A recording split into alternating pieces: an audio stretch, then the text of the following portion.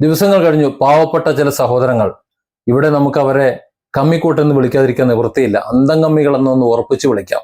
അവർ തങ്ങളുടെ നേതാക്കൾക്ക് വേണ്ടി, അവർ കാണിച്ചിട്ടുള്ള തോന്നിയാസങ്ങൾക്ക് വേണ്ടി ജയിലിൽ കിടക്കാൻ തുടങ്ങിയിട്ട്. ഇറക്കാനൊന്നും ഇല്ല, ഇറക്കാൻ കഴിയില്ല എന്നുള്ളൊരവസ്ഥയാണ് ഇപ്പോൾ മനസ്സിലാകുന്നത്. രാഷ്ട്രീയത്തിൽ തിളങ്ങുന്ന കൊട്ടാരങ്ങൾ പണിത് ആ കൊട്ടാരങ്ങൾക്കുള്ളിൽ വിശാലമായി മതിച്ചു നടക്കുന്ന നേതാക്കള്, അതൊന്നുമില്ലാതെ ഇരുളടഞ്ഞ കുടിലുകളാണ് അണികൾക്കുള്ളത്. പാർട്ടിയുടെ ശക്തിയാണ് ഈ ഇരുളടഞ്ഞ കുടിലുകളുള്ളവർ എന്ന് വിളിച്ചു പറയുന്ന, തൊണ്ടപെട്ടി വിളിച്ചു പറയുന്ന നേതാക്കള് നമ്മൾ ജീവിക്കുന്ന സമൂഹത്തിൽ ഇഷ്ടം പോലെ ഉണ്ട്. എന്നാൽ ആ പ്രസംഗങ്ങളുടെ ആരവങ്ങൾക്കപ്പുറം കൊടി പിടിക്കുന്നവന്റെയും മുദ്രാവാക്യം വിളിക്കുന്നവന്റെയും യഥാർത്ഥ ജീവിതത്തിലേക്ക് നോക്കിയാൽ കാണാൻ കഴിയുന്നത് തികച്ചും വിപരീതമായിട്ടുള്ള യാഥാർത്ഥ്യങ്ങളാണ്. നമുക്കറിയാം, ഇപ്പൊ നിങ്ങൾ കണ്ടുകൊണ്ടിരിക്കുന്ന ചിത്രം, ഇത് കൊടി പിടിച്ചവന്റെ വീടിന്റെ ചിത്രമാണ്.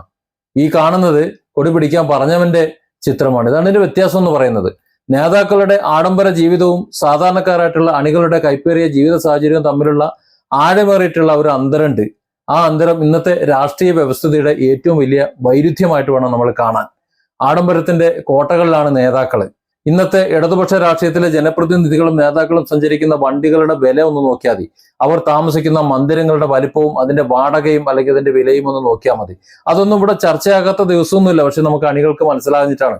വലിയ AC കാറുകൾ വന്നിറങ്ങുന്ന, വിദേശ യാത്രകൾ നിത്യം നടത്തുന്ന, ആഡംബര വാഹനങ്ങൾ സ്വന്തമായി വാങ്ങി കൂട്ടിക്കൊണ്ടിരിക്കുന്ന നേതാക്കള് ജനങ്ങളിൽ നിന്നല്ല, മറിച്ച് സ്വന്തം അണികളിൽ നിന്ന് തന്നെ എത്രയോ അകലെയാണ് അവർ ജീവിക്കുന്നത് എന്ന് നമുക്ക് മനസ്സിലാവും. അധികാരത്തിന്റെ തണലിൽ തങ്ങളുടെ നേതാക്കളുടെയും തങ്ങൾ വിശ്വസിക്കുന്നവരുടെയും അവരുടെ കുടുംബാംഗങ്ങളുടെയും ഒക്കെ ആസ്തികൾ കുതിച്ചങ്ങോട്ട് ഉയരാണ്. പക്ഷെ അതിനു വേണ്ടിയിട്ട് തെരുവിൽ വെയിലും മഴയുമേറ്റ് ചോര നീരാക്കിയ സാധാരണക്കാരനുണ്ട്. കൊടിയും പിടിച്ച് പോലീസിന്റെയും മറ്റുള്ളവരെയും തല്ല് ചവിട്ടും കുത്തുമൊക്കെ വാങ്ങി ജയിലിൽ കിടക്കുന്നവർ, ഇപ്പൊ ജയിലിൽ കിടക്കുന്നവരടക്കമുള്ളവർ, അവരെവിടെ നിൽക്കുന്നു എന്നുള്ള ചോദ്യത്തിന് പ്രസക്തിയില്ലേ? മുൻമന്ത്രി V ശിവൻകുട്ടി, നമ്മുടെ പഴയ വിദ്യാഭ്യാസ മന്ത്രി, ഫേസ്ബുക്കിൽ കുറിച്ചിട്ടുള്ള ഒരു കുറിപ്പ് ഇങ്ങനെയാണ്: ED പ്രതിഷേധവുമായി ബന്ധപ്പെട്ടിട്ട് പ്രതി ചേർക്കപ്പെടുന്ന വീടുകളിൽ പോലീസ് നടത്തുന്ന അതിക്രമ നടപടികളും ഭീഷണികളും അടിയന്തരമായി അവസാനിപ്പിക്കണം. EDയെ രാഷ്ട്രീയ ആയുധമാക്കി LDF നേതൃത്വത്തെ വേട്ടയാടുന്നവർക്കെതിരെ പ്രതിഷേധിച്ചവരുടെ കുടുംബങ്ങളെ വേട്ടയാടുന്ന സമീപനമാണ് പോലീസ് സ്വീകരിക്കുന്നത്. നിലവിൽ റിമാൻഡിൽ ജയിലിൽ കഴിയുന്നവരുടെ വീടുകൾ ഇന്ന് സന്ദർശിച്ചു. കുടുംബാംഗങ്ങളെ പോലീസ് ഭീഷണിപ്പെടുത്തുകയും ആശങ്കയുടെ മുൾമുനയിൽ നിർത്തുകയുമാണ്. ഇതിനു പുറമെ പ്രതി ചേർക്കപ്പെട്ടവർ ജോലി ചെയ്യുന്ന സ്ഥലങ്ങളിൽ പോലീസ് എത്തി ഭീതി പരത്തുകയും അവരുടെ തൊഴിൽ സാഹചര്യം തകർക്കാൻ ശ്രമിക്കുകയും ചെയ്യുന്നു. നിരപരാധികളായ കുടുംബാംഗങ്ങളെയും ജോലി ചെയ്യുന്നവരെയും ഇത്തരത്തിൽ ദ്രോഹിക്കുന്നത് അംഗീകരിക്കാനാവില്ല. ജനാധിപത്യപരമായിട്ടുള്ള പ്രതിഷേധങ്ങളെ അടിച്ചമർത്താനാണ് പോലീസ് ശ്രമിക്കുന്നത്. പ്രതിഷേധിച്ചവർക്കെതിരെ നിയമവിരുദ്ധ നടപടികൾ തുടരുന്നത് ഭരണഘടനാപരമായിട്ടുള്ള അവകാശങ്ങളുടെ ലംഘനമാണ്. നിയമവിരുദ്ധമായ ഈ പോലീസ് അതിക്രമങ്ങൾ സർക്കാർ അടിയന്തരമായി അവസാനിപ്പിക്കണം. പ്രതിഷേധിച്ചവരെയും അവരുടെ കുടുംബങ്ങളെയും വേട്ടയാടുന്ന നടപടികളിൽ നിന്ന് പോലീസ് പിന്തിരിയണം. നോക്കൂ, എത്ര മനോഹരമായിട്ടാണ് ശിവൻകുട്ടി അത് എഴുതി വെച്ചേക്കണേ. നമുക്കറിയാമല്ലോ, കഴിഞ്ഞ 10 വർഷത്തിനിടയിൽ ഏറ്റവും ഇപ്പോൾ കഴിഞ്ഞ 5 വർഷത്തിനിടയിൽ നടന്നിട്ടുള്ള UDF, BJP, മറ്റ് സംഘടനകളുടെ പ്രതിഷേധങ്ങൾ, ഏറ്റവും കൂടുതൽ യൂത്ത് കോൺഗ്രസ് ആണ് പ്രതിഷേധിച്ചിട്ടുള്ളത്. അവരെ എങ്ങനെയാണ് നേരിട്ടത്? ഈ പറഞ്ഞ സഖാക്കൾ തന്നെ എങ്ങനെയാണ് നേരിട്ടത് നമുക്കറിയില്ലേ.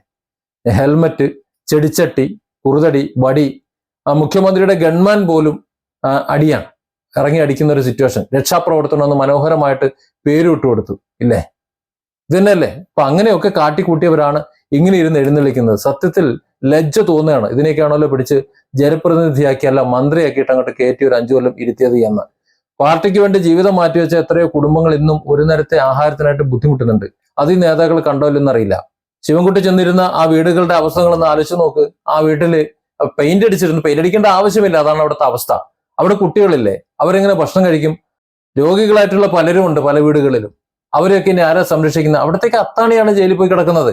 ഇനി ഒരുപക്ഷെ പാർട്ടി പണം കൊടുക്കുമായിരിക്കും, പക്ഷെ ഇവരെ സംരക്ഷിക്കാനായി നാഥനായി ഒരാൾ കൂടെ വേണ്ടേ? അതിനാര് നിൽക്കും? അതിന് ഈ പാർട്ടിക്ക് കൂടെ നിൽക്കാൻ കഴിയും? ഒന്നുമില്ല. അതായത് ആ കുടുംബങ്ങൾ ദുരിതത്തിലേക്ക് പോവാണ്. അത്തരത്തിലുള്ള ദുരന്തവും ദുരിതവുമാണ് പാർട്ടിയുടെ അല്ലെങ്കിൽ പാർട്ടി നേതാക്കളുടെ നിലനിൽപ്പ് എന്ന് ഈ പാവങ്ങൾക്ക് അറിയില്ല, ഈ പറഞ്ഞ അന്തംഗമികൾക്ക് അറിയില്ല എന്നുള്ളത് വല്ലാത്തൊരു കഷ്ടമാണ്. പാർട്ടിക്ക് വേണ്ടി ജീവിതം മാറ്റി വെച്ചിട്ടുള്ള കുടുംബങ്ങൾ ഒരു നേരത്തെ ആഹാരത്തിനായി ബുദ്ധിമുട്ടുന്നുണ്ട് ഇന്ന്.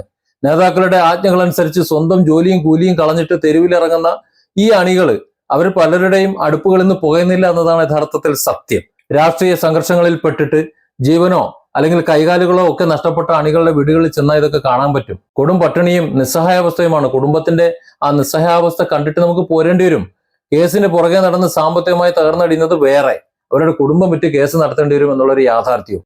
തെരഞ്ഞെടുപ്പ് കാലത്ത് വോട്ട് ചോദിച്ചും ജാഥയ്ക്ക് ആളെ കൂട്ടാനും വീട്ടുമുറ്റത്തെത്തുന്ന നേതാക്കൾക്ക് രോഗശയ്യയിൽ കിടക്കുന്ന ഇതേ മനുഷ്യരെ തിരിഞ്ഞു നോക്കാൻ പോലും സമയം കണ്ടെത്താനാകുന്നില്ല എന്നുള്ളതാണ് ഏറ്റവും വലിയ കഷ്ടം എന്ന് പറയുന്നത്.